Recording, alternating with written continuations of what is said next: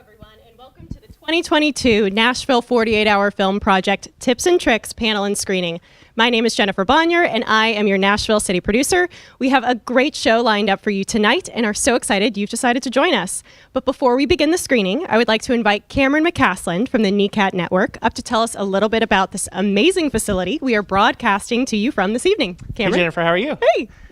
I want to welcome everyone here at the NECAT Studios tonight, as well as our audience watching at home. I am Cameron McCaslin, NECAT's Director of Content. We're so excited to have the filmmakers from the 48-Hour Film Project with us tonight to share some of their films. We want to just take a moment to tell you about what we do here at NECAT. So our entire thing is we foster film. We're trying to help people here in Nashville make their projects.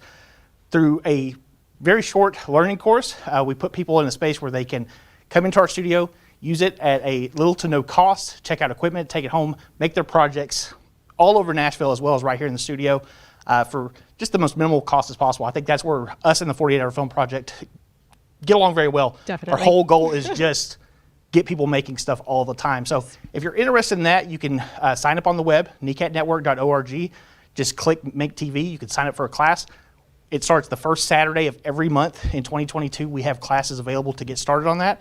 If anyone in the room wants to talk to me after the show tonight, feel free to just pull me aside or grab my card off the table there in the front lobby, and we'll get you all going. Thanks so again for being here. Of course, we're excited to be here. See you. I'll leave it to you. Thanks, Cameron. All right, and thank you again to NECAT. You guys have honestly been an incredible partner to us at the 48. We'd also like to take a moment to thank all of our other partners and sponsors. It genuinely takes an army to make this competition happen, and we could not do it without you. So we'd like to extend our sincerest thanks to The Backlot, Contrast Cine, Daniel Shields Photography, Defy Film Festival, Filmcom, Film Nashville Foundation, Five Stone Studios, Insight Studios, Lipscomb University Department of Cinematic Arts, Maddie Ray Studio, Muletown Coffee Roasters, Nashville Film Festival, Nashville Filmmakers Guild, and Regal Cinema. I wasn't kidding. It takes every single one of those organizations to make this happen. We have a great night lined up. In just a moment, we're going to be screening 4 films that were made here in Nashville as a part of the 48-Hour Film Project competition.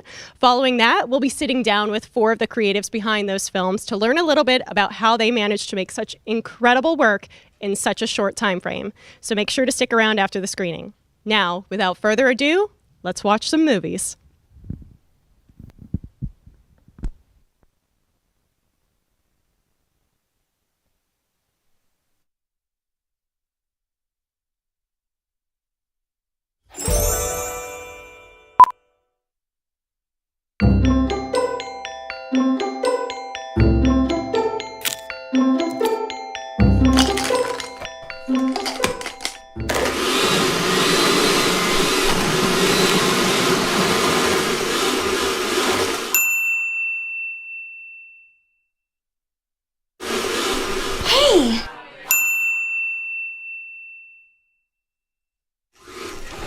What's the matter?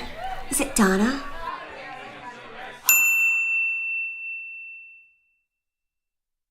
Is what, Donna? The reason you're splashing drinks all over your guests? I am not splashing drinks on my guests. What is that? I'm sorry. I guess I'm just a little frustrated. Well, why do you keep inviting her to your parties all the Don't time? invite her to my parties. She just shows up. She's my sister. Wait a minute. I've got something. I won it at a Tupperware party. This is Dick Clark's Magical Soiree Confabulary, guaranteed to bring the magic back into any gathering. See? It says Dick right there. Guaranteed to bring the magic back into any gathering. But there's an asterisk, right? That means it's magic. Oh, magic. This has got to be real. I'm in. Okay, 2 words, and yeah, sounds like. 2 syllables? Yeah, it sounds like. Oh, I know this one. Sounds like. Tom Carl! Yes. It's your turn. Oh, Trudy, this party is a blast. And you know your sister over there, Donna, she, Over. Is she available? Because I have a Camaro with her name written all over it. What does that even mean? You know what I mean. No, Trudy, may I see you in the kitchen for just a moment? Well, I can. I'll tell you. What? You're a bunny. You're a bunny doing a fight with a cat. You're eating the cat's head. Oh, that's a shame. Oh, man. Oh, boy, you've gotten in a fight about a pizza and a... Trudy, this is more fun than the time you slammed my sister's hand in the car door. Is that a compliment? Yes, I don't care very much. I know what you mean. Oh, hey guys, let's go skinny dipping. I've got a pool at my new pad. Yeah.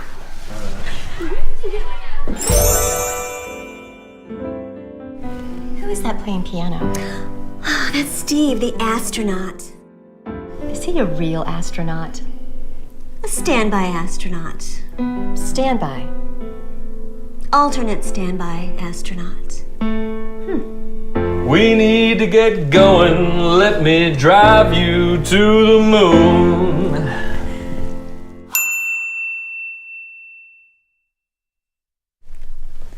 Do you want to see how flexible I am?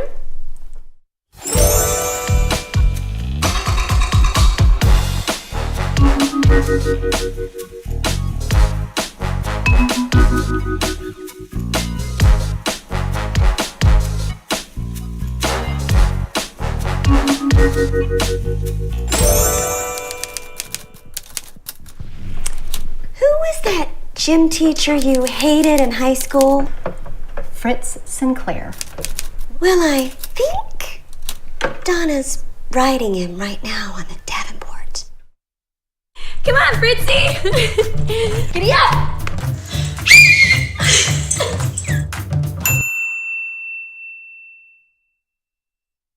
Giddy up! Come on! Hey guys! Great party!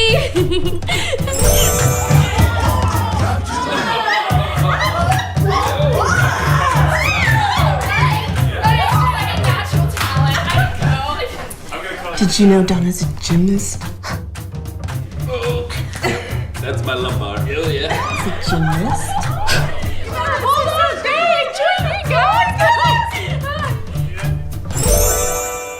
So, Steve, tell me about space. The space? No. It's all space. Yes, Tom Carl, it's absolutely silent out there. Like my mother. Oh, Yeah, that's exactly what I mean. No, meow meow. Meow meow meow. Oh, really? oh my.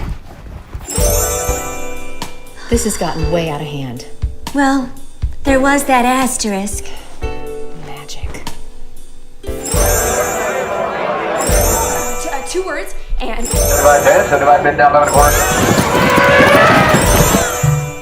Wait. You threw the greatest party, sis. Let me refresh your drink. Magic. We need to get going. It's almost time for blast off, Barbara. Hey, Trudy. How about an enjoyable game of Parcheesi? If you know what I mean. Oh, no, wait.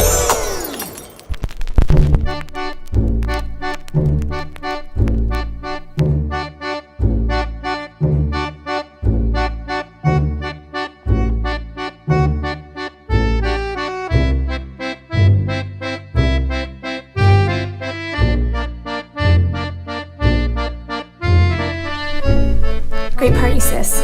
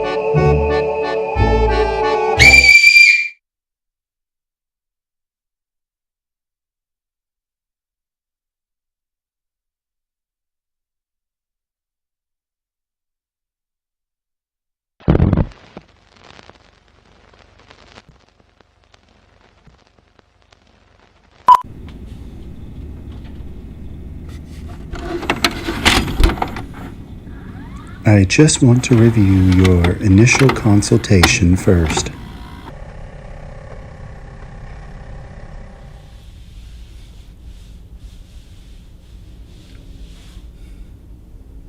Yes, I'm ready. My name is Trevor Shentor. There's 2 R's at the end of my last name. I have to tell people that because they don't know. And my dad would get really mad at me when I would bring papers home from school and the teacher had misspelled my name. He'd say, "You gotta have pride in yourself, son, or no one else will." My childhood was kind of boring. I didn't really have any friends. I just kind of hung out with my cats and dogs.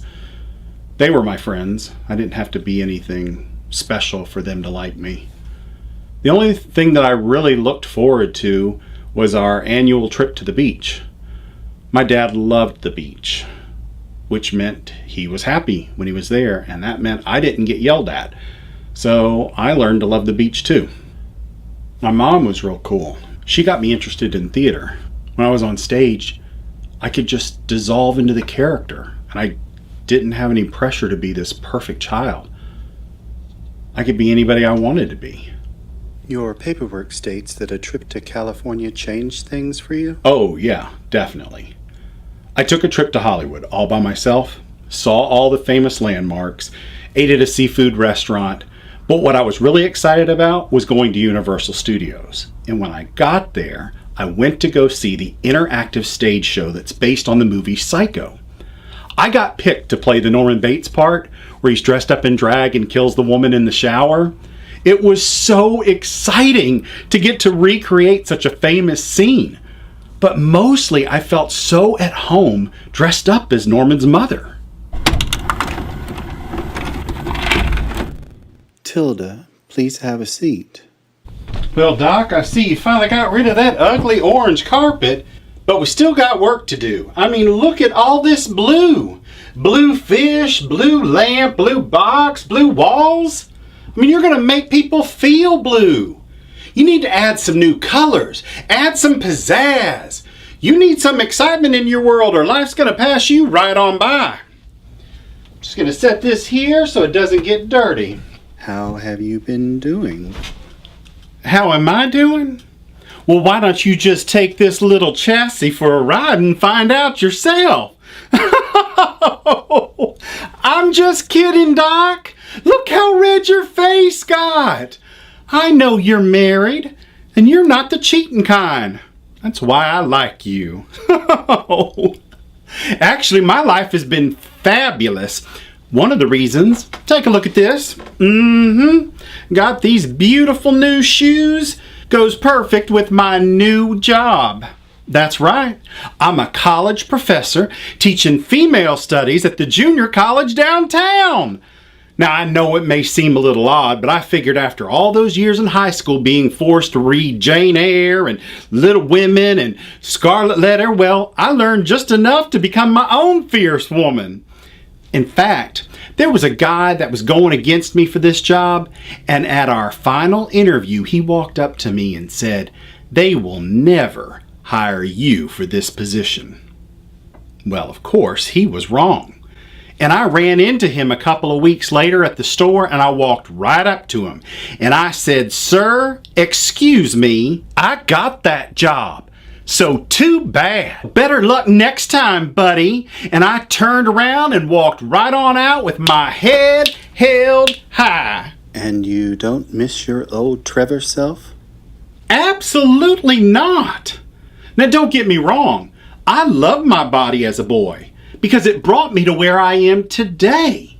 You know, I tell my friends, you gotta love yourself. You gotta love the body you're in right now, even if it isn't the way you want it. Because that body is the one that's going to take you on the journey to become the person you want to be. Tilda, this is our final session. Oh, I know. I could just sit here all day and talk to you, Doc. Well, actually, I can't because I'd go broke. So I better pay you and get on out of here. Okay, let's see. Oh, fiddle-dee-dee, I thought I put cash in there last night. Doc, I know you hate credit cards, but Will you make an exception for me this one last time?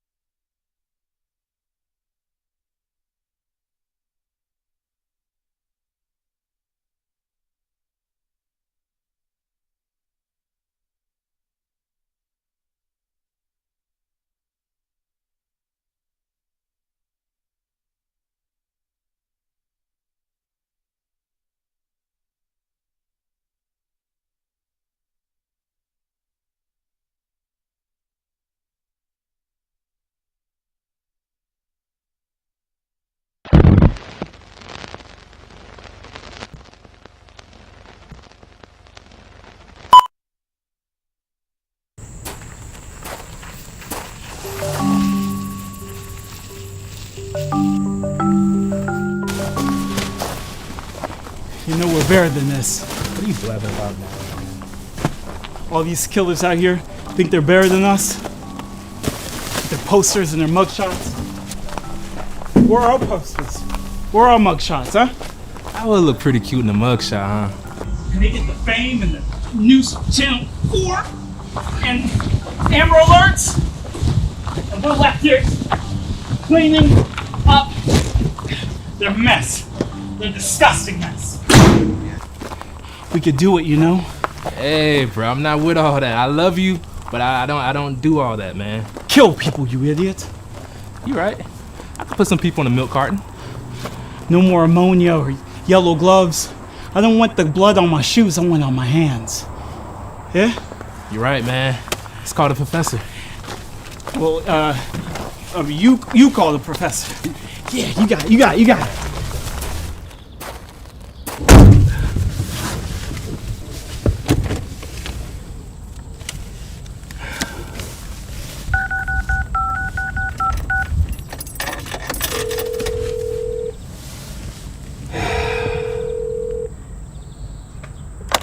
Hey, boss.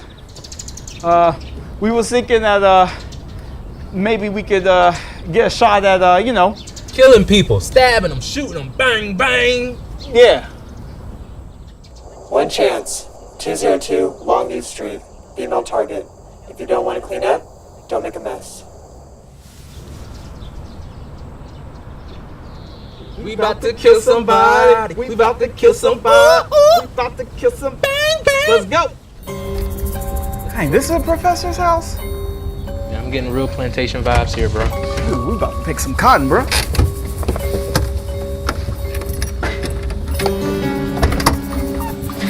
Let's do this. Do it.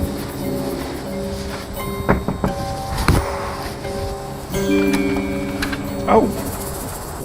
May I help you? Yeah, we're here to fix the boiler. Fridge. Boiler. So which is it? Boiler. Great! Right this way. So in case it isn't obvious, I just moved in. A lot of space, but you know what that means? A lot of opportunities. This isn't even the biggest room. You're going to die when you see the grand ballroom. And finally, the boiler room. Here she is. I don't know what's going on in there, but it's been making some weird noises. We can fix it. Yeah. Take care of it. I'll leave you to it then. Thank you, miss. Let me know if you want any iced tea. All right. Nice tea.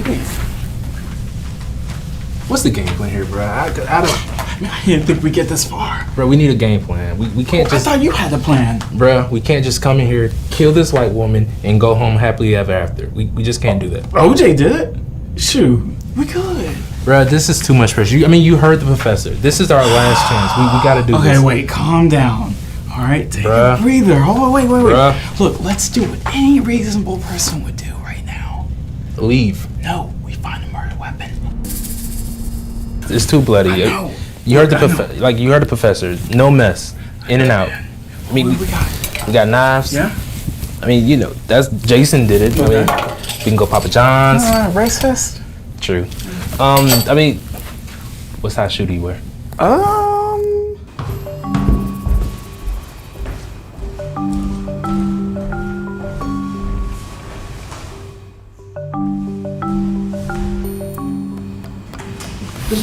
You're not wearing any shoes, Carlton.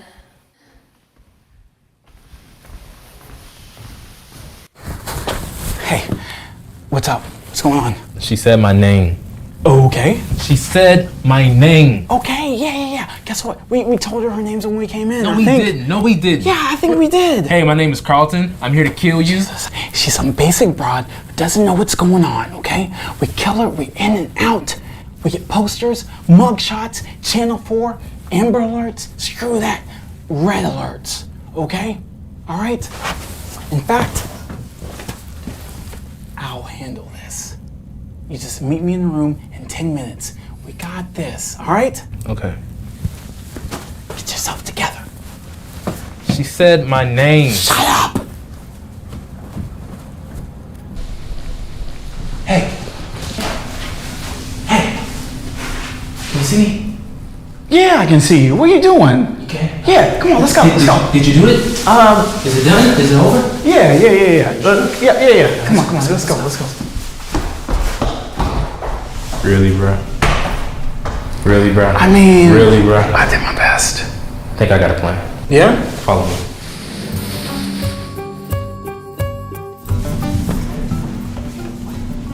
Let's toast her.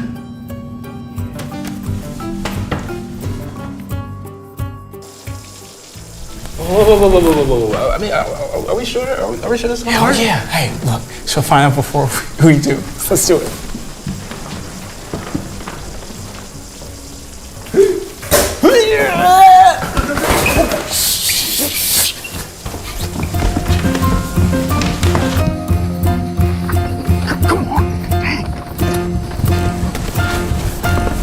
Bro, I don't want to do this anymore. I want to kill people. I don't want to kill Harley anyone. just made this look so easy. Yeah. Harley just made it look so easy. Holy cow. I don't think I'm a killer. I'm not a killer. You know? No. From now on, we stay in our lane. We're done. The professor's gonna kill us, man. He's crazy, man. He's crazy. Wait. He. Don't be sexist. What? Yeah. How do we know he's a he? He could be a she.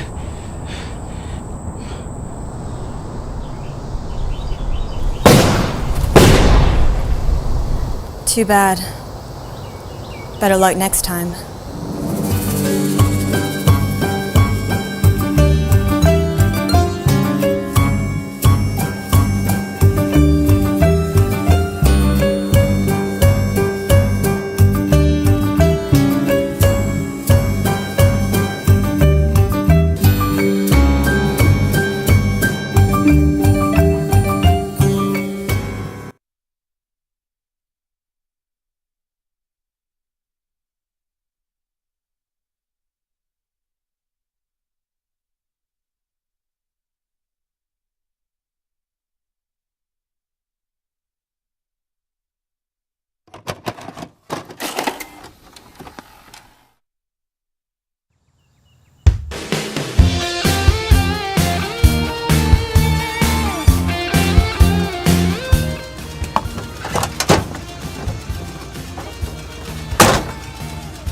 Have a good day, hon. Shut up, Mom. Dude, your mom is a total smoke show. He's not funny, man. I'm not joking. It's my mom. I know. I'm being very serious. Who's that guy? Oh, that guy? That's John Von Mann. He never talks. His whole family took a vow of silence. He just transferred him from private school. He's all right, though. He listens to black metal. Dude, Meg, Pepper, Trip just totally checked you out. Oh my gosh, don't look now, Meg. But that hot Australian guy is totally checking you out. Really? Yes way. You should go for her. Plus her friend Kimmy's like totally kind of sort of hot. Man, May is so pretty and she's so smart. He's like so exotic. Like I bet he hunts kangaroos or something. But she's really into horses, and I worked at that horse farm during summer. That smell, it just kind of gets me going. I mean, like, seems so worldly. It's the accent. He seems worldly because he lived in Australia. But we're stuck living in this dump of a town with nothing but our sadness. Oh, shut up, Britt. You shut up, Kimmy. You know I go by Dramata now. Okay, Dramata. I'm gonna drop the truth bomb on you. I'm sorry that your parents got divorced and you decided to spend the summer indoors listening to The Cure and watching The Craft. But that is not our fault.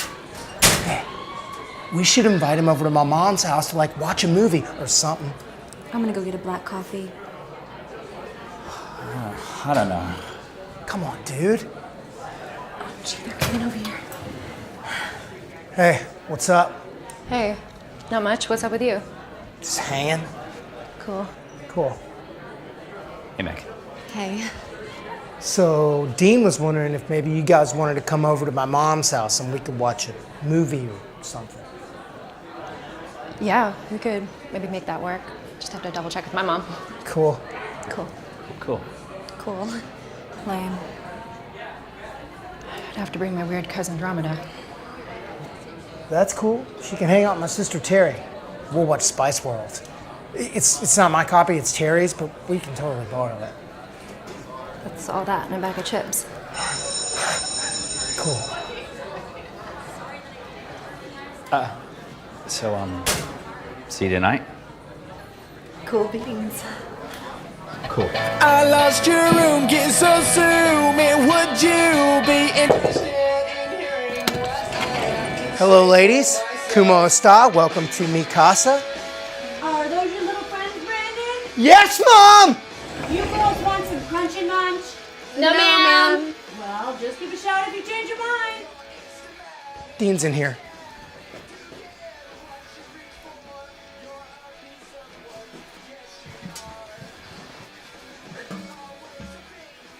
So, Spice World? Well, I have a better idea. We could play Spin the Bottle. I play that all the time, but like I don't have a bottle, so, you know. We could use that.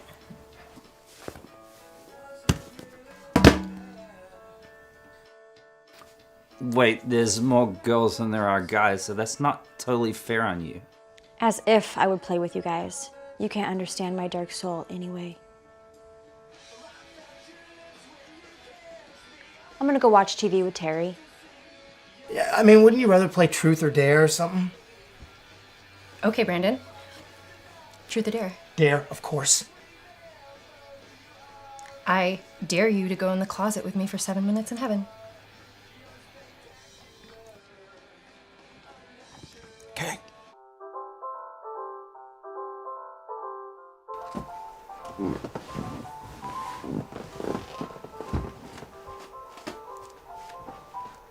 So who's your homeroom teacher this year? Coach Hankins. I had him last year. Isn't that the class where you peed your pants after the water drinking contest at the pep rally and everyone called you Pee Pants Terry? That's not what happened. That's not the way I heard it. How's your summer? It was really good. Yours? It was good. I went to horse riding camp with Britt before she was Dromeda. That's really cool. You know, I used to work at a horse farm. I love horses. And we could go back to the farm and pet the horses if you want to sometime. That sounds like fun. I collect horses, ceramic horses. I love all horses. That's awesome. I mean, should we try? I mean, I will if you want to. So you've done this like a bunch before? Totally. Yeah, me too. Cool. Cool. So let's do it. Okay.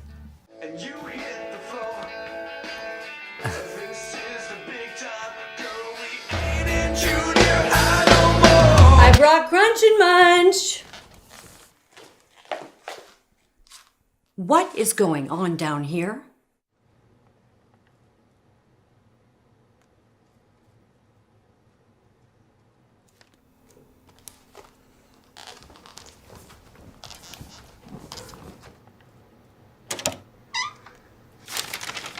So how's everything going down there? They're just being kids. We'll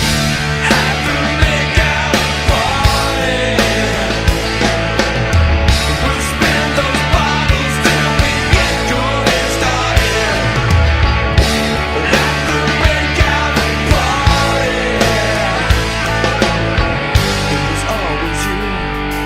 1, 2, 3. Hey, do you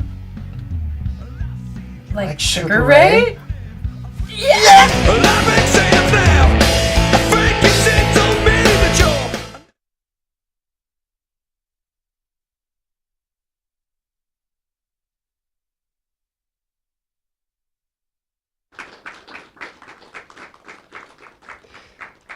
All right, and one more time. Can we have one more round of applause for these amazing filmmakers in those films that we just watched? Thank you guys so much. We are so excited to be here tonight with you guys and so excited to talk about these films. Let's start by getting to know you a little bit better. Let's just go down the line. If you can tell us your name, the film that you were a part of, and the role that you played in the making of that film. Start with you, Matt. My name's Matt Huseman, and it's been a while since I've watched these films. I hate to say that. It was, but I was DP, and I kind of do a couple roles. I mean, we spread the credits around and everything like that. But yes, the fun killer promotion movie was my little part in that. So yeah. I love that one. Cicely? I'm Cicely Hoffman. My film was Lyman Davenport, and I'm the costume designer. Hello, I'm David Ditmore. I did Love Yourself, and I did everything for Love Yourself. Awesome. Amazing. I am Joey Von Hager. I did Never Too Old, which is the last one we watched, and I wrote and directed it. Amazing. So, you guys, we are incredibly lucky to have all of these filmmakers up here with us tonight. You guys are true veterans. You have been competing for years and years. I know I asked you this before we got started tonight, but were you guys able to figure out how many years each of you have competed before? Matt, we'll start with you. Yes, about 6. It's amazing. Yeah. I think 6 or 7. Seems like the magic number. David? I've done 10 films. Oh my God. All right. Joey? Yeah, in that capacity, I've done 4, but altogether about 8 to 10, I think. Absolutely unreal. We are so lucky to have you guys here giving us some tips and tricks. So let's start with genre. On Friday night, you show up to kickoff, you draw a genre. What does that process look like for each of you? I know it's been different across the years, but maybe you could tell us a little bit about the film that we just watched in particular and kind of what your team's reaction was and what the next steps were. So that is probably one of the most exciting things is, figuring out the drawing. And even the process has changed a little bit, I think, over the years and how you do it and things like that. But I think ultimately, you're always praying you don't get musical, though some people may. I'm always, but twice, 2 years, I've gotten Holiday. I did compete in one of them, and we ended up getting a award for something like that. But I just love I love that first round of that. And as far as approaching it, for me, you literally just, the gun starts, right? And then so it's hard to really think a lot before then because you just don't know how to because there's so many categories. So it's, you take it and you run back and you go start thinking. That's all you do, right? Yeah. So for us, I don't know. Love that. Cicely, how do you approach it with your team? Ours was fantasy that year, and we were like, you can do anything you want with fantasy. Fantasy is yes. And we had, I want to say a text tree of, because you have one person who draws, and that person sort of delegates down, hey, this is what we got. And then I just start thinking about what we had. There's a lot of stuff you can do before the competition starts that is allowed. One of the things that is allowed is going to each of your actors' houses and measuring them and seeing what they have in their closet and comparing that to what you have in your studio. So once we get genre, that's what I start doing while the writing process is happening. I start figuring out, okay, what's going to work for this. Love that. David? The year that I did this film, it was during the pandemic. And I was actually supposed to be on another team, and the director decided there was just going to be too many hoops for them to deal with actors and masking. And so they pulled out just a couple of days before the draw happened. And I decided, you know what, I'm going to do one on my own. I've never done that before. I've never taken on a project where I was writing, directing, acting. So I'm waiting to see what genre I'm getting. And that year, I believe you were throwing darts at balloons that had the genres. I do think so. We try to keep it interesting. Yeah, it was. And the first genre that came up was coming of age, and I thought, okay, how am I going to do that with just me? So I was like, I probably won't be using that one. And then the second one that came up was film to femme. I was like, wow, I am really stuck here. I don't know what I'm going to do. And a friend of mine suggested, why don't you mix them together, which is one of your options to do. And that was how that came together and my reaction to the draw. I love that. Joey. For that film, it was family film, which I completely forgot that was our genre. But I never go to I think I went one time myself to the drawing. It is cool to see everybody because it's also kind of a time to just catch up with people you haven't seen in a while. But it's actually better to kind of just send somebody that's just sort of gonna like report back about what you've got, because you're like we were been talking about, like you're already got like I've got this location ready, or I want these actors to have this, or you kind of got to prep a little bit, obviously within legality of the competition. But I never really go there, and so it's just when we get the genre, and we just try to as quickly as possible be like, okay, we had this story and this one, which one could fit into that genre, and then we go from there and after that. I love that you brought that up. So I used to compete in the 48 before I took over as city producer, and I literally had never been to a kickoff before. And so my very first kickoff was when I was running a kickoff, which was such an interesting experience. Have each of you all been to a kickoff before? David, you've had to have gone for this 1 year when you ran it by yourself, but Cicely, Matt? I've never gone. Yes. Okay, Matt, you have been. Okay. Yes. Yeah. Well, Joey, Cicely, we're going to have to get you to a kickoff. It's one of my favorite times now that I have attended one. The energy, I love it. It's just so exciting. Everybody's ready. And I cannot tell you, as soon as we read out those required elements, the room is empty. So speaking of required elements, let's talk through what you guys were given for the films that we just watched and how you guys chose to use them. Let's go chronologically. So Cicely, we'll start with you in Lyman Davenport. And I have them. Don't worry, you don't have to remember them. That was a long time ago. I know the line. I do know the line. Oh, yeah? Because Tim sings it. It's "We Need to Get Going." And So we good. added "Let Me Fly You to the Moon." And So then Brittany says, "Do you want to see how flexible I am?" So, yeah, I remember the line, but I don't remember the rest. Some things just stick with you. It was a gym teacher, Fritz Sinclair, and a hula hoop. It was the hula hoop? Yes. I don't think I even knew that when we shot it. That's I couldn't so have funny. told you that.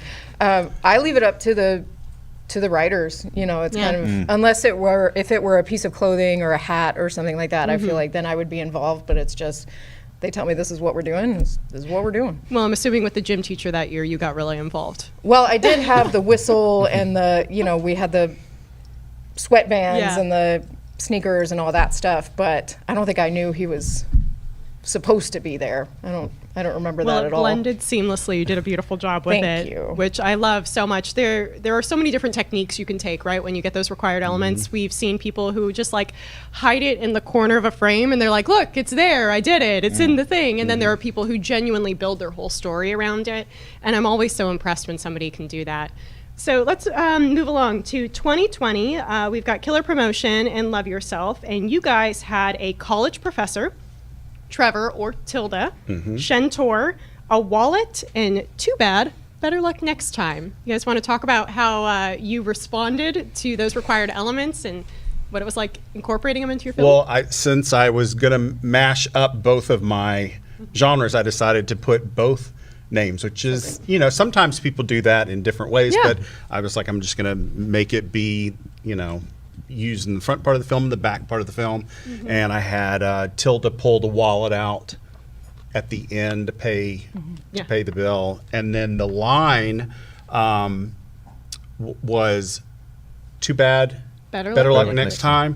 When I originally shot it, I only said Better Luck Next Time. Oh, really? And I did not catch that mistake until the next morning when I was reviewing it. And that's why there's a very unusual edit of me pointing and yelling a line, because I needed to restate that line in for the film, because I was like, I got to have the correct required line. Yeah. It's a very important element. You can actually be disqualified from the competition if you do not have all of those required elements in there. So I love that you were just like, you know what, I'm going to fix it. I'm going to find a way. It's the way of the 48. Yeah, so the line, of course, in Killer Promotion is her last line, you know, and so set it up, you know, to be important. The professor was the voice on the phone on that case, and I'm racking my brain out where he pulled out the wallet. I just watched and I can't remember. Yeah, it's when he pulled the phone out. Yep. Oh, yeah. All right, right. Okay, yeah. So, again, wanted a place. Sometimes those things become prominent, as you say, and they work into the script well. And then, you know, they can be forced or not, and you try to make them work, you know, where they make sense. So that's where they were in ours, yeah. It was great. I love ending with the line. It was very, very epic. Well done. All right, Joey, do you remember what yours were? Few. It was her name. Yes. Meg Pepperdrip. Meg Pepperdrip. One of my favorite names of all time, by the way. Yeah. We wanted to like really hit that too because it was just a hilarious name. Solid name. She was a collector. A collector. Of horses. She was a collector of horses. I forgot that. Yeah, you guys had to incorporate the football, and then that's not the way I heard it. Gotcha. Okay. Yeah, I'd forgotten some of those. The football I always remembered because that kind of got us going. Like we knew where we were going to shoot, or at least what we had access to. But we were like, what are we going to do with a football? And I think we had the idea of like we wanted to do something that was a flashback to essentially when we were in high school. So once we were like, we don't want to do catch, we don't do anything like that. What if, I mean, it's the same thing as this, right? When you're playing spin the bottle. Yeah. So we're like, why not do that? It's great. Yeah.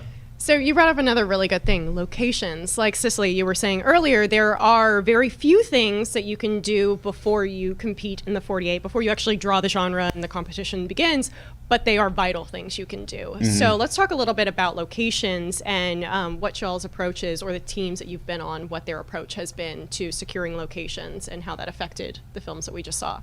Joey, do we want to start with you? Yeah. We try to always have like a few in our back pocket.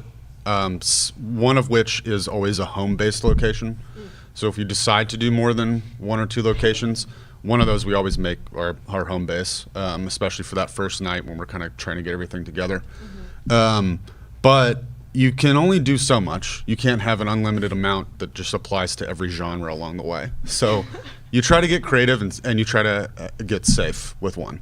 So like on that one we knew we could go, that was Ted's parents' house, and the basement is frozen in 1995, and so it was perfect for this. And that was kind of our safe bet. And then we were like gunning for a couple things when we got this and decided on the story.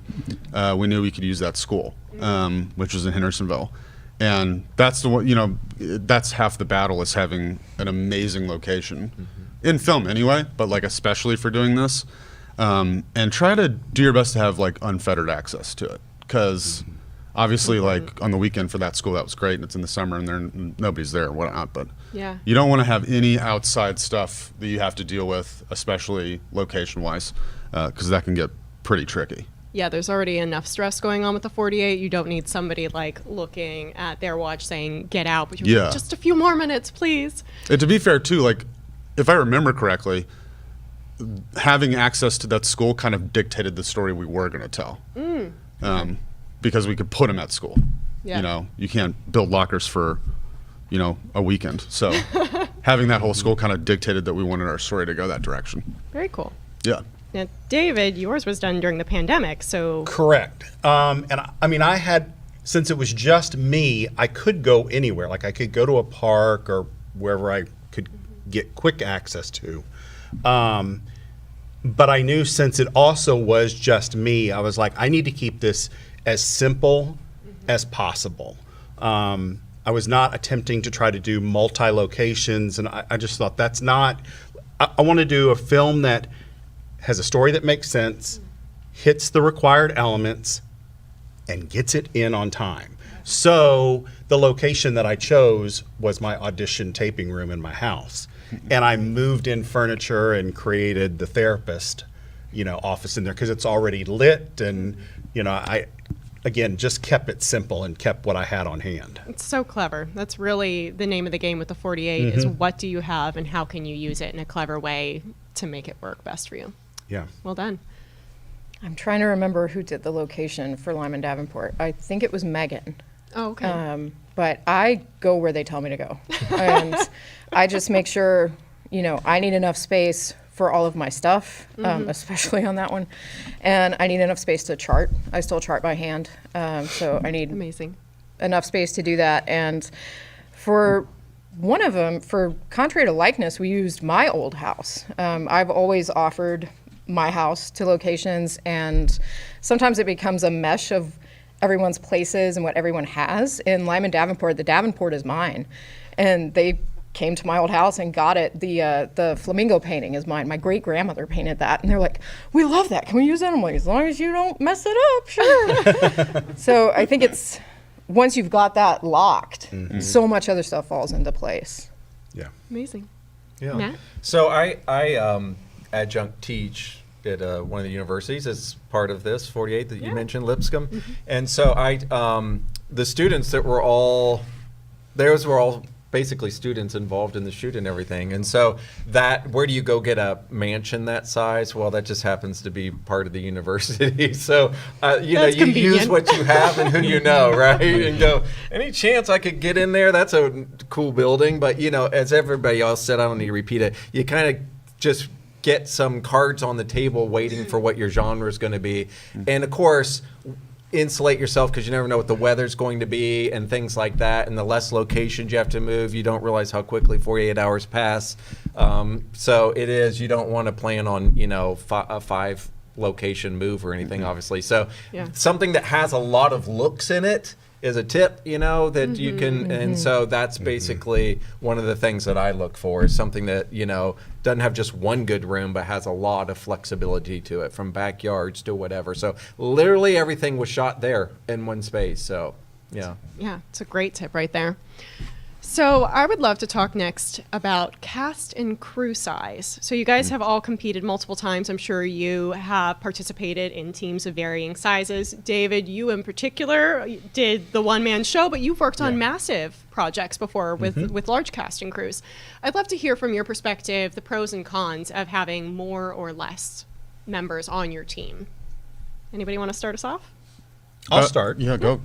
I mean, yes, I have. I've worked on 5 crew and cast, 48s to as many as 20 and 25, and then my own with 1. They're the same types of challenges. It just matters on how many people you have. Like for me, I knew I could only do one thing at a time, setting the camera, getting the audio, doing the so I had to make sure that I was, maximizing every second because I wanted to get it turned in on time. But the same is true when you have a lot of people. That's that many more people that can be misdirecting energy. And so the challenge becomes, again, we got to stay on time, guys. We got to stay on time. So having more people can either help or hurt you. Having fewer people can help or hurt you. The key is organization. And if you're doing it yourself, then you got to stay on yourself. But if you can get one person that is really good taskmaster at keeping time, that is a key position to have. Anybody else have thoughts on crew size? I would just say I've only ever done with larger crew and cast, obviously in that one. There's another, 6 people that were there for one shot, and they're all kids, and they have parents, and they have a lot to do. So if you're going to do it sort of at a bigger crew level, just treat it as you would if it's your profession on a real film set, which is defined roles. Yeah. Make sure that everybody's on their checks and balance system, and it should go fine. On my level anyway, personally, everybody that I know does this as a profession, so it was easy to do in that capacity. But I mean, I can't even imagine doing it all by myself, even if I was the one in it. But I do think there's a sweet spot. Just make sure that everybody has a defined role. You don't need 18 writers, you don't need 18 producers, you don't need any of that. You need to have everybody in their defined role to make it work. That's great. Yeah, I agree with them. The crew size has probably been, for me, around 10 or so, 10 to 12, just depends. I mean, writers write and then they're kind of done sometimes because you don't have time, so minus the writing side, that crew probably ended up being maybe 8 to 10, and that's a really manageable thing. And so anybody who might be thinking about participating, don't feel like, well, if I don't have 20 people, I can't do it. You can accommodate. There's some, just know the key positions, and then you kind of write to what your team is size and what's doable. And I think the other thing is that balance, as you do more of them, you're trying to, because everybody's there for the fun, you want to have fun, but you want to get it done. And so it's really easy to have too much fun at the beginning and then be scrambling and like this when everybody's tired at the end. So that's the thing. You want a crew that's manageable and maintains fun, but people who have enough experience to keep it moving and on track, like they mentioned. So I think we've always had about the same amount of people. I'm lucky that we've consistently had the same sort of what would be heads of department in an actual feature.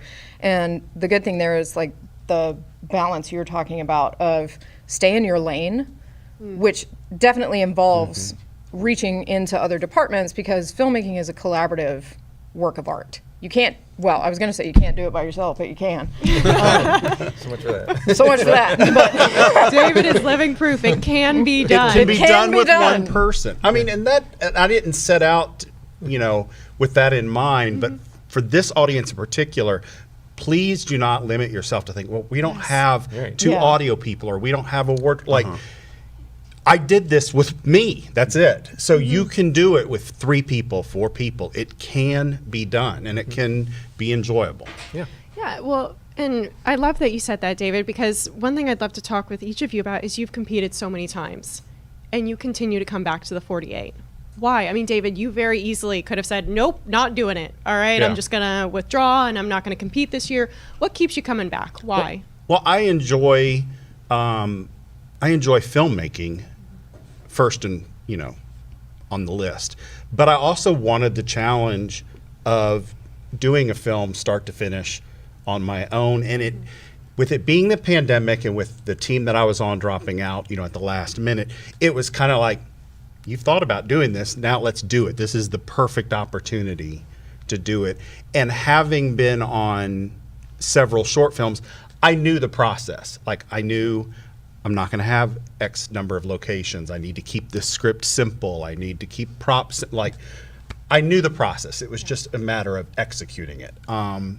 And it's fun. I mean, like, tonight was the first time that I've got to see it with an audience. Oh, wow. You know, because we watched it. That's It was all right. screened, you know, online when we did the Yes. screening. So it was so nice to, you know, hear the reactions. So that's also part of it, is to see if people enjoy what you make. Oh, I Yeah. love that. Anybody else have thoughts on why you keep coming back? Yeah, it's the only way I can get my friends to work for free. So true, yes. For those of you who do not know, no one is allowed to be paid. If you are competing in the 48, it's all volunteer based. So, yeah, it's a great way to get people to come work for free. Yeah. I mean, I ask my friends all the time to do stuff for free, but this one's always fun because it's the, you know, the package around it. Yeah, like we can go out any weekend and we can go shoot a movie and do whatever. Right.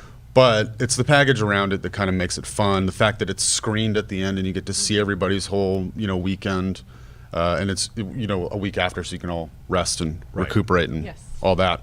But it's the festival part of it. It's the collaborative part of it. It's the fact that because you're not worried about a line budget, shoot, have 40 people if you want. If y'all just want to hang out and make a movie, like, do that. So yeah, I mean, it's being able to make a film with friends and collaborators in that package. Oh, that's awesome. And I have to say, because I'm just so excited, this year officially, we are going to be at the Regal Cinema at the Opry Mills is where our screenings is going to be held. So those who get to come and compete get to see it truly on the big screen. We are returning to a major theater this year, so it's super exciting. Yeah. Cicely, Matt, any thoughts? Coming back, well, you know, fun is number one always, and I think the one thing that if you make films, you know, you're always like against is money comparing, and everybody playing by the same rules, as in 48 hours to turn something in. Everybody's turning it in with some. It's not perfect, right? But you're competing all on the same field, and there's no rules, and you know, I mean, there's rules, but it's creatively, it's just an outlet, you know, and you know, at the end of 48 hours, something's going up on the screen, and everybody's in that same kind of mentality, and so it's just fun to turn something in a weekend and know it's going to be done and you're going to have something, and everybody's there to, under the same spirit. So that's the fun part, because that's not normally what we do as creatives. Usually it's a bunch of people judging it and So true. Could you change that and change that and do this, and we don't have enough money for that, and so all that's out the window. So it's at the heart is the art, of it all. So well said. I love that. It's fun. I mean, that's the big one, like everybody said. It's also, for me, it's a lot of muscle flexing that I don't necessarily get to do, because I'm pretty much, especially if Makhee Dapp is the director, I know his brain, like I know my own brain. So I'm pretty much left to my own devices, which is really his devices. So I get to be creative and pretty much do whatever I want, and he tends to like it. But I like that it's without consequence in a way that when I'm working and I'm on a film, there's a line producer breathing down my neck about my budget, and we have to get this shot, but there's lightning outside, and if we don't, we're not going to get this commercial into the agency in time. And there's all this other stuff that can weigh on you, and when you're free of that, you can do anything. I also think it's really fun to go to the screenings and see what everybody else did, because we all had the same 48 hours, and it's really interesting to see what did David's brain do this time? It's really interesting, and especially when you know the other people who are, even if it's just by reputation. Like, I knew Joey by reputation until 45 minutes ago, but when you know that, to see what they've done year after year and see what you recognize from other people. I'll see something and be like, oh, I know what team that is. Okay, I see you. Yeah, I honestly love the screening so much. Like, the energy at a 48 screening is completely different than any other film screening, because everybody that's there went through the same thing. Like you were saying, we all suffered in some capacity and created something amazing. And I love it. The positivity at a 48 screening is amazing. Adding on to that, unlike any other filmmaking, like if you're making the movie Titanic, you're not making it and then expecting to see 20 other Titanics that same year and compare how did they do their ship differently. Like, that's one of the great things when you go to the screenings, is not only seeing your film, but going, oh, I didn't think about using the wallet that way, or oh, that was a clever way to bring the line in, because we all had those same elements. So whether you have 40 people working on a team, whether you have 2 people, everyone still has to bring those elements in, and getting to see the creative usage of that is so much fun at the screening.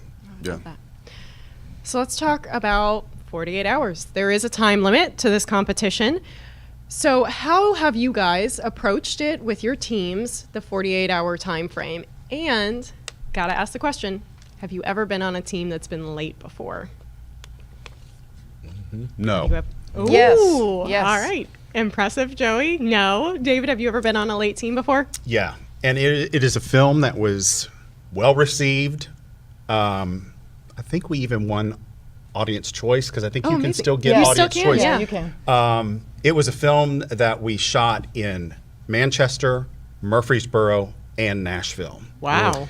And great visuals, great sound. We had a great team.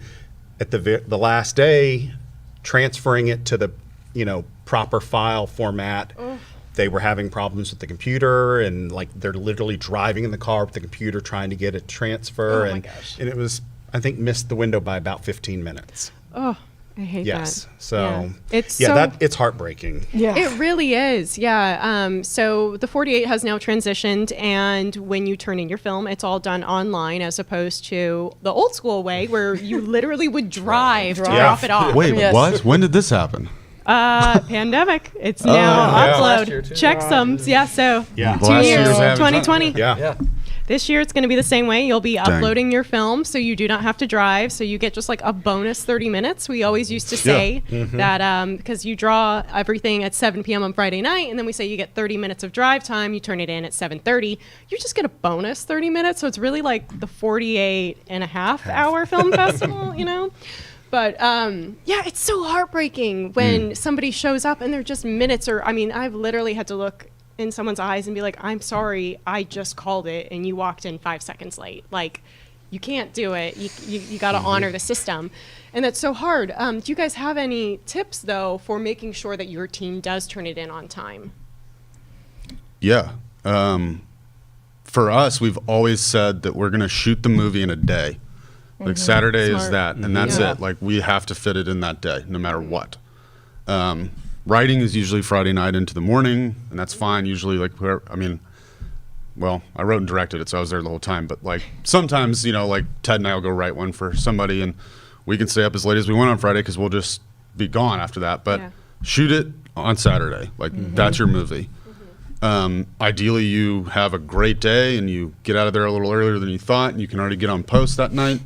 But don't, in my opinion anyway, just don't set yourself up to be doing anything but post on Sunday. And you have all day. You have a long Sunday, but you should be done shooting Saturday. And if you can grab a couple things Friday night, do that for sure. Yeah. Yeah, and I would just say that you're going to have to cut things. I mean, because unexpected things are going to happen, and it's very unlikely that you're going to get everything in that you're planning. But it's no different than if you're planning a party and you've got everything laid out and you're like, oh my gosh, I forgot the Ritz crackers. It's okay. Yes. Even if someone wanted them, it's still going to be a fine party. Your film is still going to be great, even if it didn't have that one moment that you thought would have been really cool. So don't get hung up on that when you get to that point and you're like, we're not going to get that scene. We're just going to have to mention that in a line and move on. It's okay. Your film is still going to be enjoyable. Yeah, the 48 is not for perfectionists. True. Yeah. Do everything you can pre-production within the rules. Do every last bit of it, because there's going to be so many things you can't control once you draw. Control everything you can on the front end. Yeah, I think, I agree. I kind of follow that same schedule where you're trying to write at night, you leave Saturday, and then Sunday's post edit. And so the only other probably little thing added in is if you have an editor and you can be getting scenes off to them to start rough assembly even on Saturday, I just try to work ahead as much as I can while it's going on, and it's just whatever you can do all the time is what you're doing, So that's the only other probably tip I would add to that. But I kind of follow the same schedule. Yeah, we were always cutting on set. On Yeah. Saturday, always. Just assembly or whatever, like dailies, quote unquote, but like getting it on there for sure on Saturday. Yeah. And you're going to run out of time. That's the thing. You're going to run out of time. Just be ready for that, and be ready to make that game time decision of, okay, no Ritz crackers it is. Right. So be it. Right. I love the Ritz crackers, you guys. This is great. Okay, so let's talk war stories for a moment. I feel like every shoot, every set, every project, something's going to go wrong. It's just what happens. You're going to forget the Ritz crackers. Can you guys tell us maybe one story about where something didn't go to plan? Maybe it was a situation where somebody was, didn't get the sleep they needed, an ego got in the way, stress. It's hard on a 48, and would love to just kind of hear about a time when things got tough and how you guys handled it. Well, I'll say you witnessed it on this movie because the wide shot, he's under the stairs and the loft mic fell down into that suit that he had and couldn't hear that it happened, and the boom mic's far away, and you're in post. What do you do, really? This is those examples where you just do your best and you try to push it and move on in EQ, whatever you can do. But things like that, you can't go back. You just can't let things bother you personally because of it. It's a different paradigm, right? And so you work within that, and don't you don't get mad at people. It's just the way it is, man. We all have to enter as friends and leave as friends, right? Yes. And so I try not to let it bother me when it's disappointing, but it's going on everywhere else in Nashville that day too, or 48 hours. So it's fine. But yeah, it's going to happen somewhere. You kind of just anticipate something's going to happen. It's not going to be perfect ever, rarely. I don't know. Maybe they did, but I've never done a perfect one. So. Don't take it personally. Anybody else have? Well, yeah, I had on this one, you had three elements. You had the genre, and then you had the wallet, the line, and the name. And I shot the first half of that movie first because I knew I was going to put on makeup and clothing and all that. So I was like, let me make sure I've got everything the way I want it before I go and get completely made up. And I had planned to do, I had press-on nails, and they kept popping off when I was getting up and changing. I was like, okay, we're done with the press-on nails. We got to do we're just going to paint my nails. But then I was like, now I got to wait for them to dry. It's a whole layer of that. But anyway, so I looked at it, and I was like, okay, I'm happy. I'm going to go to bed. It was probably 2 o'clock in the morning on Sunday. I was like, I'll give it another final pass when I get up in the morning. And that's when I caught the line was wrong. And it was with the female character. So I was like, how am I gonna get all, so I just decided to do this cutaway shot. So I put on the top and redid the nails and, and did the point so I could redo that. And I was like, okay, I think we're good. And then I noticed where the tape comes out and it has the character's last name. I had Shen4 and it was Shentor. And I was like, oh my gosh. And I was like, okay, well, I can reshoot that. But then I realized my character says his name and makes a big point about how his name is pronounced. So I had to take finish getting all the makeup off and I'm like, this is Sunday. I thought I was done. And I was like, the thing I wanted to focus on was make sure I had the required elements, and I didn't do that. So that's one thing, whoever's in charge of that, they need to stay on top of that. Make sure you're getting your required elements done, even if you got to cut other things, because if those had been wrong, I wouldn't have been able to, compete. So absolutely. Amazing catches, by the way. Doing it all by yourself, I'm sure you were incredibly sleep deprived, and you still caught it. Yeah. Well done. Thank you. I have, I think, two, but the first was the first time we ever did it, and we were talking about this a little bit before we started shooting, and we were like, well, and this is just out of film school, right? And we were like, well, the easiest way to stay up is we should drink. Oh God. And then we'll be up and we'll be fine. We'll have all this energy. It'll be great. And that was not at all what the case was. Saturday was awful. Sunday was worse. We got the movie in. We actually won the category, which was cool. Nice. But there was enough of that and enough, tension on set that a lot of us on that crew that year didn't really talk for a few months. Yeah. Oh my goodness. Yeah. It was a lot. Just don't add that to it.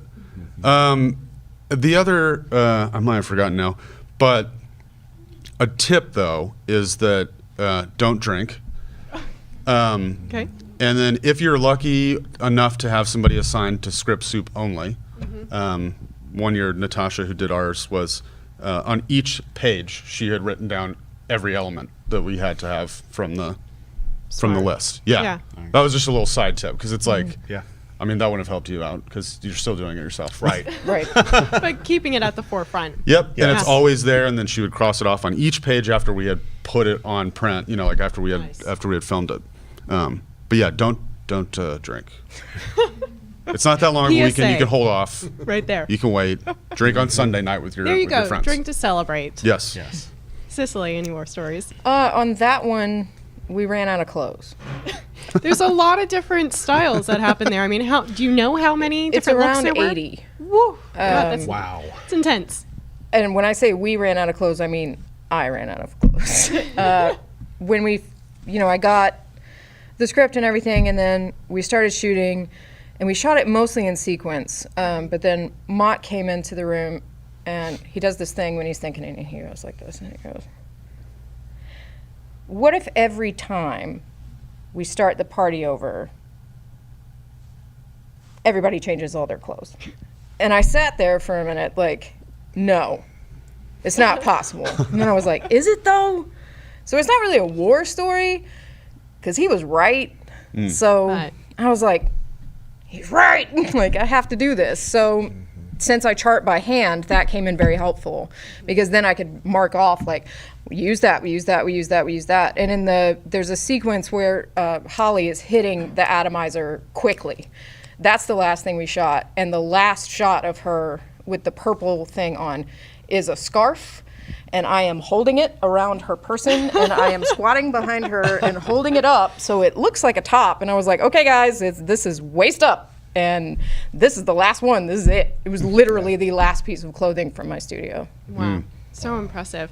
So actually, let's dive into your position specifically. So I'd like to do this with each of you, but let's start with wardrobe and just styling that. So what could a producer or a director do to better help you do your role on a 48? Because obviously it's very different than any traditional production. So how can somebody help ensure that you have what you need to do the best job possible on a 48? The biggest thing is to have me meet with the actors beforehand. So I know what their sizes are, get their sizes, so I know what I have in the studio that could potentially work, or what they have in their own closets that will potentially work. I go to their homes, assuming they're willing to wear their own clothes, and take pictures of everything, find out if they are allergic to latex, that kind of thing.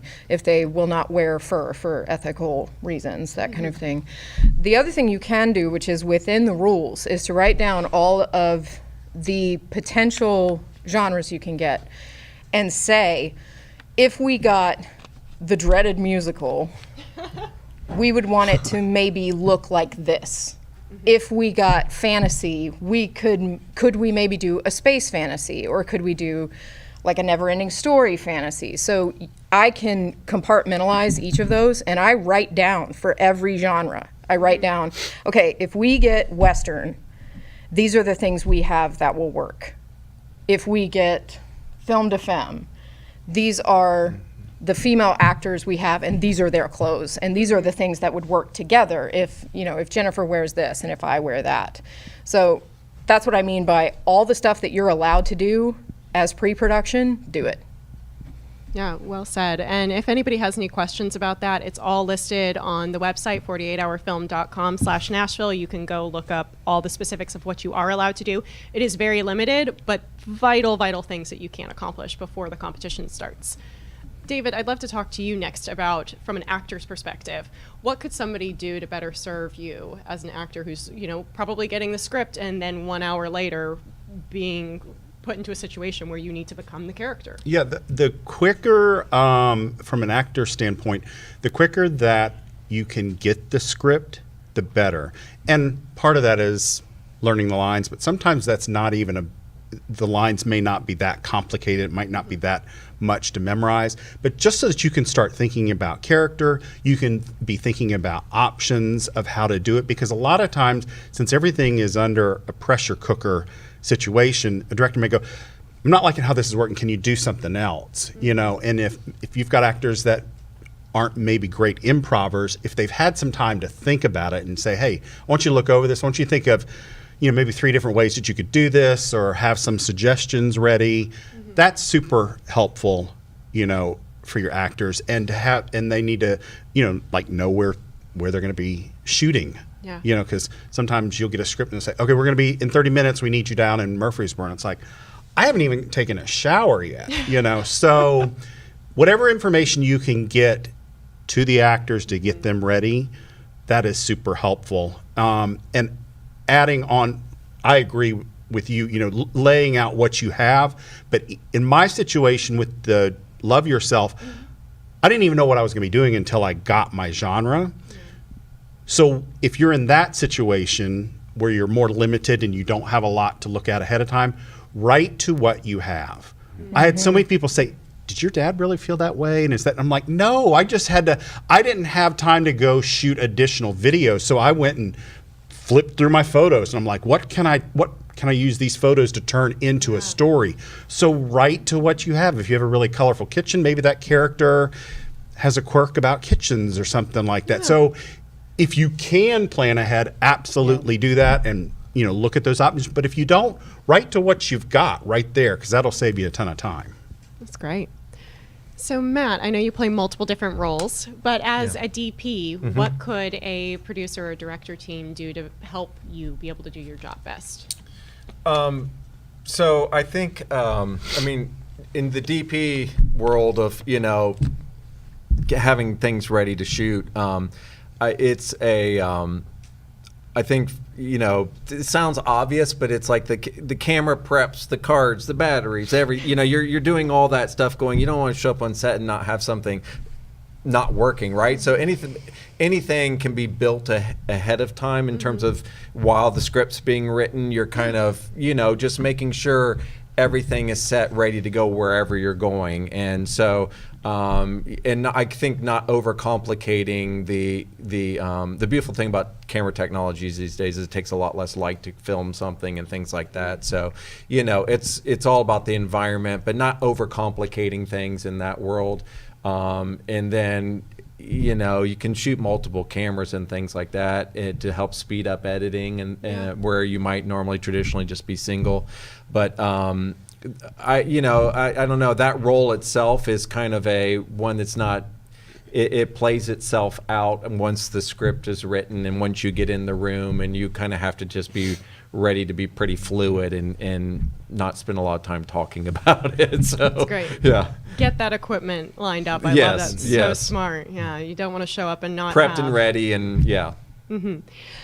So we're about to open it up to the audience, but Joey, I would love for you to tell us from a writer's perspective, because I know you've written on a couple that you weren't directing. Yeah. What do you hope that your producing and directing team is giving you so that you can write the best script possible? I think on the writing side, and it may come from different people, but really having a solid idea of what you have available to you.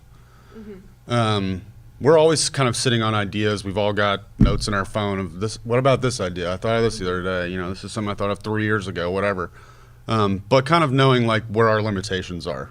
I have done it for other people, but usually I'm doing it knowing I'm going to direct it, in which case it's sort of like popping in and out of the writer room to tell them, all right, we've decided we're definitely doing the school. Sure. So cool, we can move on that or whatever. But I think, I don't know, I think the number one thing about writing is to really get yourself at a really good spot by midnight on Friday. Where you're pretty much like, I know we have this location, I know we need these people, I know this is the style we're going for or whatever. Because you can kind of polish after that. Yeah. Sometimes I remember we would even write, they're going to talk about something that has to do with this right here. And we didn't know what the dialogue was because we were like, we need to get the setting, we need to get, how many characters, all that first. So in a way, it's almost not that the writer needs a lot from anybody else. I mean, they started, right? So they kind of are going to dictate what's going to be done. But having open communication as you're writing on Friday night, and then trying to set a deadline of like, by midnight, we've got it all kind of figured out and lined up. Yeah. Definitely important. I love that you said open communication with your writing team, because you gotta hope that your writer's not out there writing something about space and you're like, where am I supposed to go get a spaceship right now? There's no way this is gonna happen. So no, that's a period piece from the 50s or something like that. Exactly. You gotta know what's coming. Yeah. That's my nightmare. I know. I would love to open it to our audience here. Does anybody have any questions that they'd like to ask our panelists? We have a very shy audience right now. Anyone? Oh. All right, so I have a question about, it seems like most of you are probably professionals in this industry.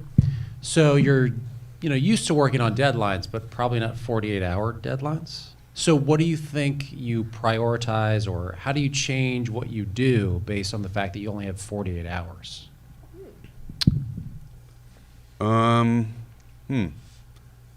You make everything faster. You definitely stick to your formula, though. And I guess I would just go back to what I said earlier, which is shoot your movie on Saturday. Yeah. Don't really think that there's any other option. But if you do that and if you stay within your lines, it does go by fast. It is crazy. Yeah. I think you were saying on your comment, too, it was like, it's the 44-hour film festival. Just think of it that way. So yeah, just pressing everything in. It's both a short and a long weekend, but yeah.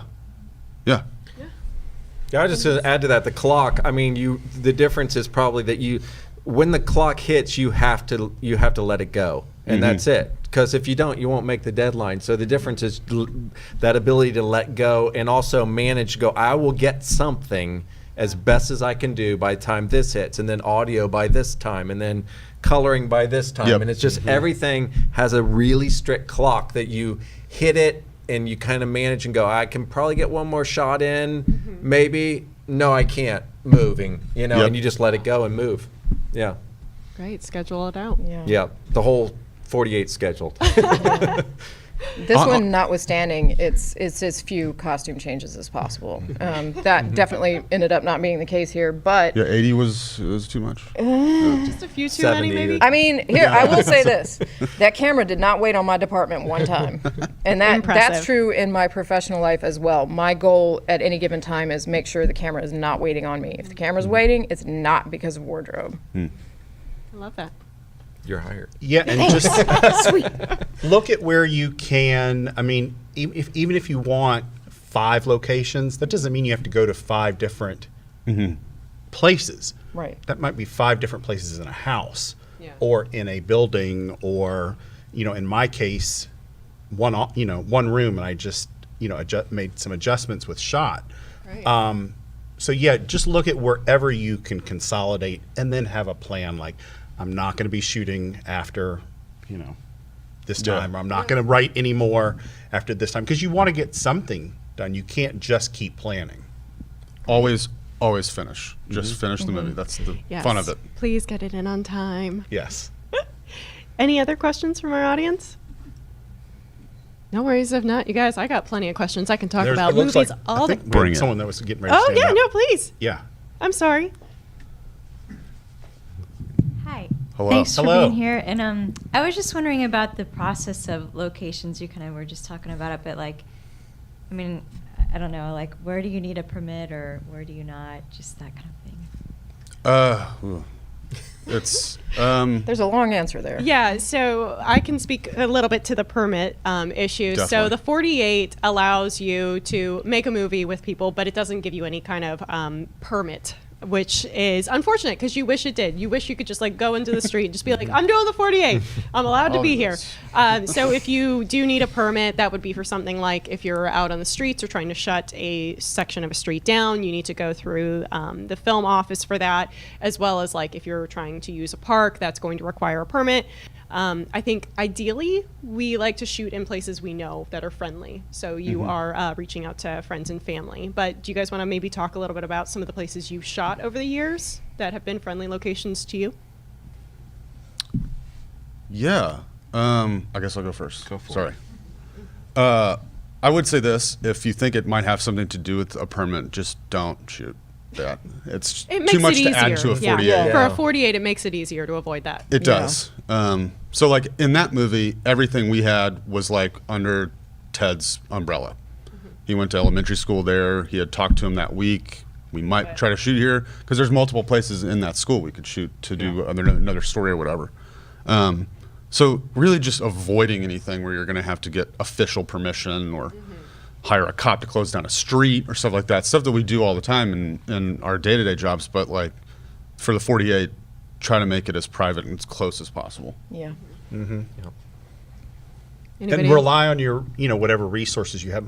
Yeah. During the day I work at a news station, and when 48 rolls around and there's a possibility I'm going to be on a team, I always ask my news director, hey, if they want to do a news story or something, in the news realm, could we borrow the set to do that? And they've always said yes. I mean, we got to keep it clean. It can't break anything, and we can't show their logo. But so think about what you already have access to that someone may be willing to let you shoot there and jump several of those, hoops. Because if you can get that very simple permission for some locations, that can save you a ton of time. Yeah. The other thing I was going to add to that is like when you're walking around in regular life, you may want those locations not just for the 48, for something else. Strike up a conversation with somebody and you just say, ask. hey, do you ever let people use your place for a location? It's really cool. We'll give you a credit and all that. I don't have anything yet, but can I get your name and call you maybe? And you just kind of file that away as a location because you might use it as a resource for things other than the 48. But then of course the 48, a lot of people, when they know that you're not getting paid and the city's doing it, it's a festival, they're open to the teamwork side of it, and they're going, sure, yeah, or you pay for a security guy or something. But a lot of people just don't try and pressure them on a Friday Friday night and call them up and say, I need it tomorrow, right? Start those conversations, because it's not just 48. You can use it all through your film career. It's just good to keep a record of great places. So Yeah. People Excellent get point. excited about that. Yeah, too. they like to participate it's, with you. It's the same thing like when we're shooting on the street, when we're working in our, our real lives. People come up and they're like, "Are y'all shooting a movie? Yeah. Who's in the movie? Can I Right. be in the movie?" Right. And if you say to people, "Hey, can we shoot in your your yarn store?" They want you in there. They get free advertising. I mean, you also offer to pay them, of course, but sometimes people will just say, "No, we're so excited," and they, they put it on their social media, and it just it helps them too. It's easy to forget that as filmmakers, we get so caught up in the chaos of filmmaking, but like we have really cool jobs. We get to do something very fun, and there are people in this world that have never touched filmmaking before and just want to be a part of it. So yeah, don't be afraid to ask. Are there any other questions from our audience? All right, well, don't be shy. If you have a question, we still have a few more minutes. Just come on up and we'll fit you in. But I would like to talk to you guys next about the 48 can have a life after. So you make a film. We obviously do the screening, the awards, that whole process. But your film doesn't have to just like live within the 48. Have you guys ever taken one of the films that you've made and done something with it afterwards? Has it had a life after? And can you speak to that? I can. Not this film, but our film Contrary to Likeness won. And I mean won the whole thing. We won the whole thing twice. And when you win the whole thing, you go to Cannes. And we got to go to Cannes. We went, the whole team. We were like, this is it, baby. We may never get to do this again. Let's go. And we shot some proof of concept stuff while we were there that became a feature film called Another Version of You, which you can watch on Amazon if you like. It's very good. Watch it. Thank you. Love it. So sweet. And we also got to, I wanted to mention that I had kind of forgotten this about Lyman Davenport, that our friend Brittany Belland is in that film. And Brittany took her own life, and she went on that trip with us. So she was also part of the Contrary to Likeness family. So it reaches beyond just that 48 hours in a lot of ways. It really does, yeah. For those of you who aren't familiar, the 48 is a competition that is hosted in several different cities. So it's actually in 120 cities worldwide. Nashville is just one of them. When you compete here, you have the chance to win Best in Nashville. If you win Best in Nashville, you go on to Filmapalooza, which is when all of those cities come together and compete against each other, the best films. And then the top films from that then can go on to Cannes and screen in the short film corner. So it really is a competition that starts small, but the outreach is quite incredible. Anybody else have any stories about? Yeah, I really only anticipated it, kind of ending in this format because, again, I wasn't trying to compete against teams that were doing multiple locations and music scores and all of that, and there's nothing, wrong with that. But I was literally just focused on write a story that makes sense, get the elements in and get it turned in. And if I did that, I won. Like, I didn't need another prize after that. So I didn't even consider doing anything beyond it. And I showed it to some friends, and they said, you should enter it in festivals. And I thought, there's no. It will be up against films that have had, plenty, sometimes months or weeks. And so I sat on it for a year. And then finally I was like, what do I have to lose? It's just sitting there. And I put it out, and Calgary, Niagara Falls, Toronto, and San Francisco film festivals, I won Best Actor. Good for you. Incredible. And in Congrats. Madrid, I won Best LGBTQ film. So do not limit yourselves. That's awesome. I never amazing. even That's great. anticipated that type of reaction to it. So you never know what can happen. It's wonderful. Yeah. Joey or Matt, have you guys ever? Yeah. I guess I would say, well, first, the last two that we did, we ended up getting out on, I think, Amazon and a couple other streaming things just for people to watch. And that's always cool to just be like, hey, you can go here and watch it. Which you can watch old years and films on the site, I believe, on the 48 site. I don't know if you can or not. You can, yeah. Yeah, there you go. So it's always there. But really what does live on, speaking of just the people you work with and all that, I mean, you meet new people. It's essentially, an ability to network and work with people and know how you're going to work together and all that. So it'll always live on that way. And even if you make it with kind of the same people every year, it's always definitely like an experience that, you know, each time is different and that you can have with those people, which that lives longer than anything really.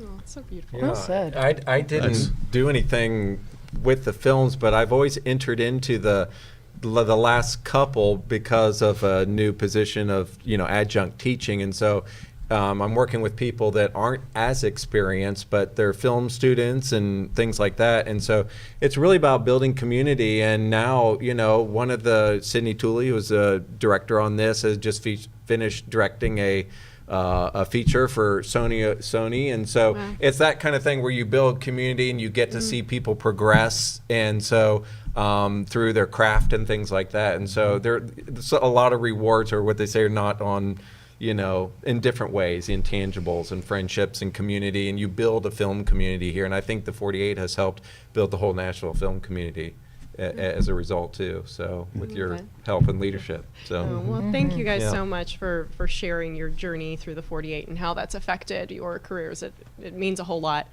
What I'd love to do as we're nearing the end of our time is for you guys to share, and I know we've been discussing tips and tricks all night already, but maybe one do or one don't, one final tip. If somebody's never competed in the 48 or is nervous to compete, what's something that we can share to encourage those filmmakers to give it a go? Well, don't be nervous. You know, there's going to be mistakes, so just know that. So participate, right? Here's I came out of the music business. Film was not my first career. Music was, and I moved to Nashville for that. So there's audio guys I know out here in the room and stuff, but one little tip that audio guys seem to be the hard thing to find on every film crew. And so what surprises you is when you mix in a hurry, your film then all of a sudden shows up in Regal and these big cinemas, and you're like, oh, I don't have that low end. Here's my tip of the day.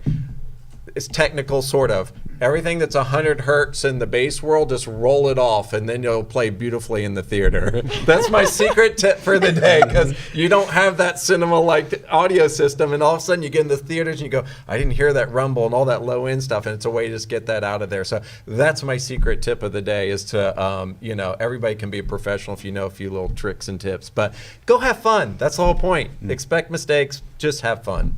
I love that. Thank you for bringing up sound.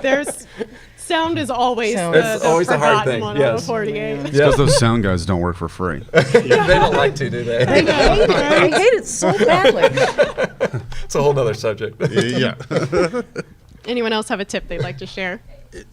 Story is king. I mean, that's a phrase that's been out there for a long time, and it really is true. You may not have the exact lighting that you want or the exact location, but come up with a story that you really like and you really want to tell. Look at TikTok and Instagram. People are doing 1-minute movies on that without budgets, without cast of people, without technical. I mean, just focus on your story. And if it means, like, you originally wanted to have them driving down a road and you're like, we can't get a road closed, just have them sit in the car.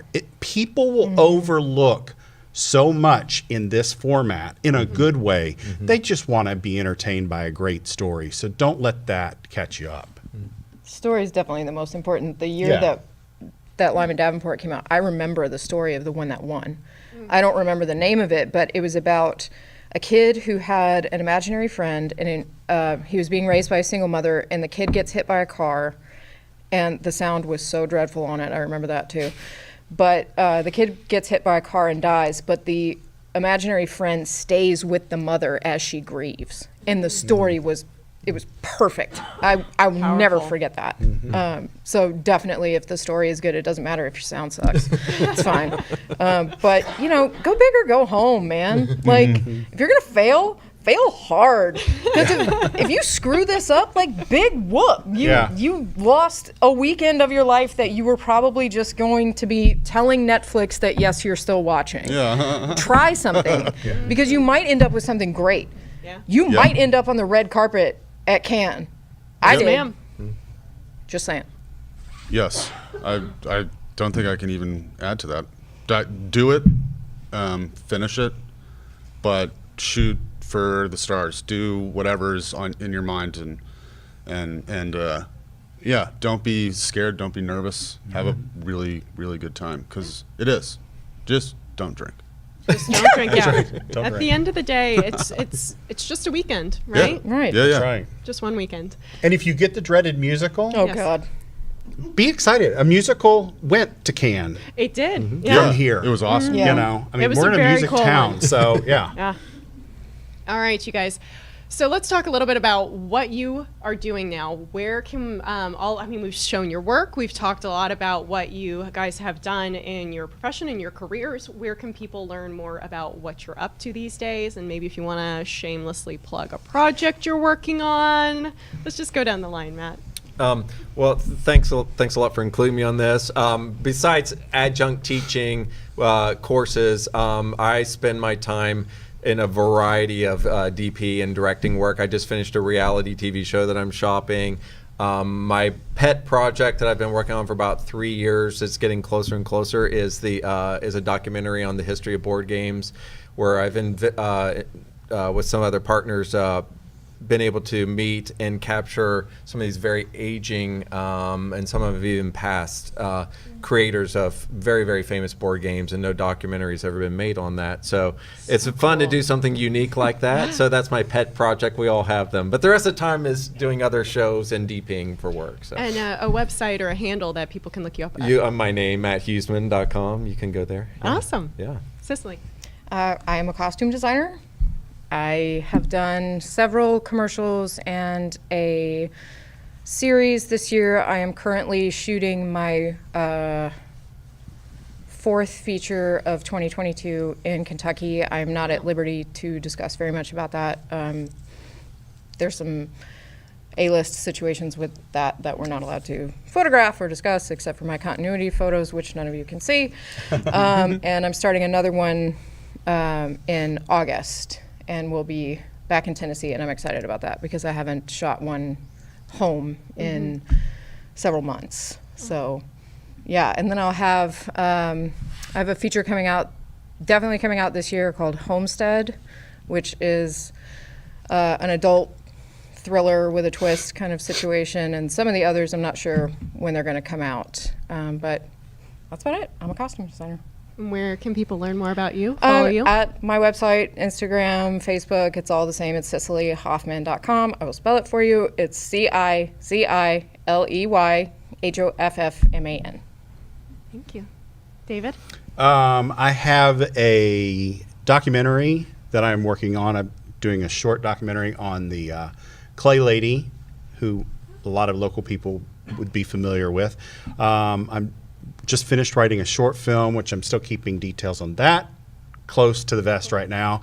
My two next acting projects that you'll be able to see, I did an independent Hallmark-style Christmas film that was shot in Franklin. That should be coming out in December this year. And then I'm also in an episode of BMF, which is on the Starz Network. It's short for Black Mafia Family, based on a true story. They're going into their second season this year. And you can find me on Facebook, Instagram, Twitter, at just my name, David Ditmore. Joey? I just finished a documentary short that is about a Native American grass dancer that is unlike anything I've ever done, and that was super rewarding. I got to shoot on film and everything. That was a lot of fun. That thing's out there, and we're trying to get it in front of as many eyes as possible, and then hopefully explore making it into a feature and telling more of that story, which would be really cool. Otherwise, I'm a professional video editor. I like to direct. Don't always get paid for that part, but that's okay. And yeah, my name too. JoeyVonHager.com. Awesome. Well, can we please get one more round of applause for these incredible filmmakers? Thank you guys so much for joining us and sharing your wisdom. We really, really appreciate it, and hope that you keep your creativity here in Nashville. We're lucky to have you as a part of our film community. Thank you so much to everybody who's been watching at home. We hope you enjoyed the show. Have a good night.